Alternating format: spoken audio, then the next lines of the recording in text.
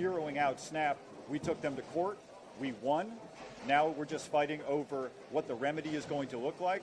They've said they're going to provide 50% payments. We're asking them to provide payments. What I need folks to know that as of 5 a.m. this morning, that payment did start to hit people's EBT cards. So whereas some other states are having a little more difficulty with processing, NCDHHS has been working around the clock, and they were able to get those payments out as of today. So there was a brief interruption in service for a matter of a few days, but people are seeing funds on their EBT card, not 100%, but roughly 50%. Some are seeing a little bit more. Some folks are seeing up to 65% payment on their card, depending on their overall eligibility. But the average that folks are seeing right now is a 50% payment. Again, we are in court asking the judge to impose a full payment. We'll see what happens with that lawsuit. We are here today because no matter what happens in court today or tomorrow, we are going to see record demand this month at food banks like this one all across the state. And so we are asked to please step up, be especially generous with your local food banks, including this one, and do what you can. If you can volunteer, that's great. But if you can just write a check, that is fantastic. Their money goes farther than yours when it comes to buying food. They can get a lot more food for the same dollar than you can, so consider just going online and making a donation to these folks. That is what they need the most right now, is a monetary donation from you so that they can buy the food they need to at a reduced rate and to provide it to the surge of demand that they're seeing right now. I'm going to introduce to you Amy. Amy is running the show, and she has a ton of experience here, and I think she's right behind me. All right, Amy.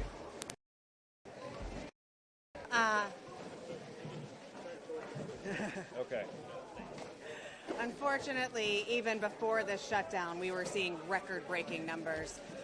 Is more hunger than we've seen in our 34 counties in 2 decades.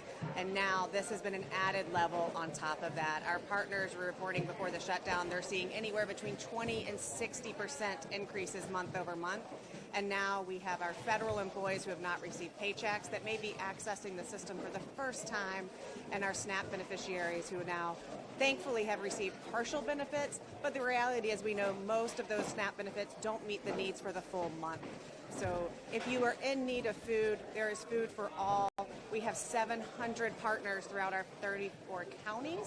Please go to our website, foodbankcenc.org.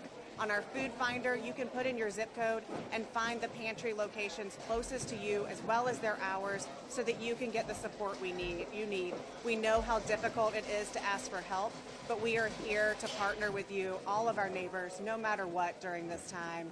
And as you heard, we need your support more than ever. Encourage you to volunteer like you see the wonderful folks behind me. It takes hundreds of volunteers every single day, and it takes your monetary support to make sure that we can make sure every neighbor does not have to worry about their next meal. Before we take questions, I just want to be sure and say this is going to impact over 1 million North Carolinians. It's going to impact 600,000 kids. It's going to impact 40,000 babies. These are the folks who need your help. So this is the moment for extra help, for going online, making a monetary contribution, helping to create a bridge to the moment when we have full funding of SNAP payment.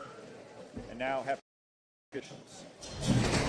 What happens if the contingency funds dry up? Does the state have a plan B to step in? The question is, what happens if the contingency funds dry up, and does the state have a plan? I'm not sure if the state, and I will say you're talking about over $200 million a month just in the state of North Carolina. That is an enormous state legislature to fill. Our other that's the argument we're making to the court as far as why they should be providing full benefit payment and not partial benefit payment. So that's the argument that we're going to make. However, it is very clear that before that happens, this shutdown needs to come to an end. We need to get the negotiators in the room so that we are not faced with a worst case scenario of this emergency fund running out and people truly being faced with $0 to buy groceries. Yes.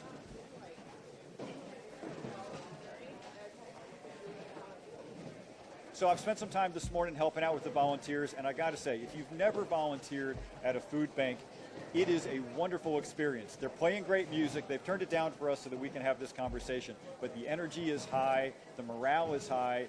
You've got a sense of everybody knows that what they're doing is good and needed now more than ever. So if you have never volunteered at a food bank, this is the week you will be embraced and you will have a wonderful time. Yes.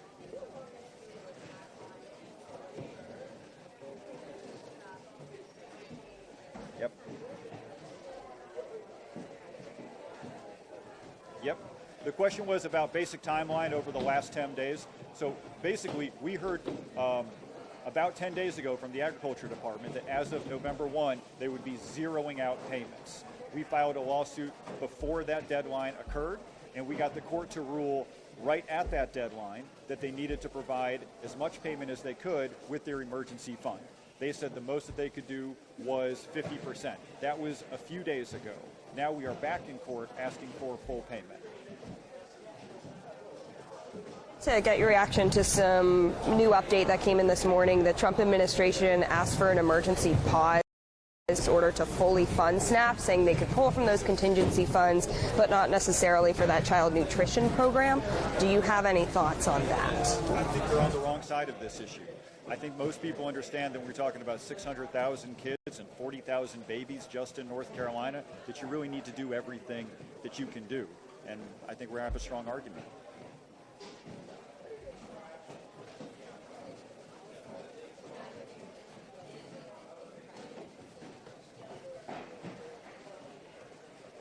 I think it takes two in this situation. I would recommend everybody in Congress, but particularly the lead negotiators, get in a room.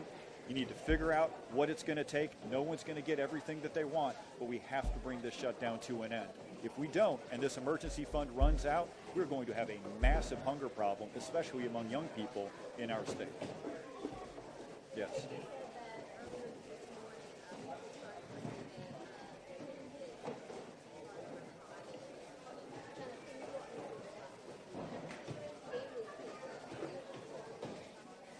What was the last part? Okay. In North Carolina, as of early this morning, SNAP payments started to be made, which meant that funds started to be transferred to EBT cards. That's roughly a 50% payment. Right now, it is going to be a 50% payment unless we prevail in court or unless the shutdown ends. That's the situation. Yes.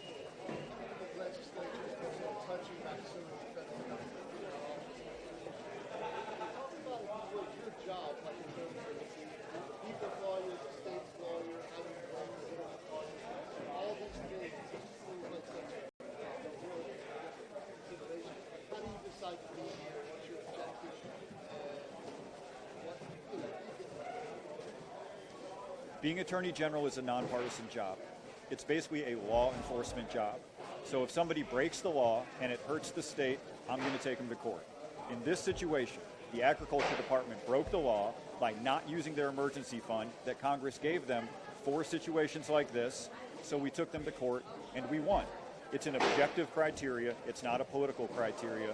The reason we have been so successful in court, not just with the administration, but with all the fights that we've picked, is because we take a nonpartisan approach. Did someone break the law? Can we prove it? If yes, we're going to go after them in court. Anything else? All right. Good to see you. Thanks for being here.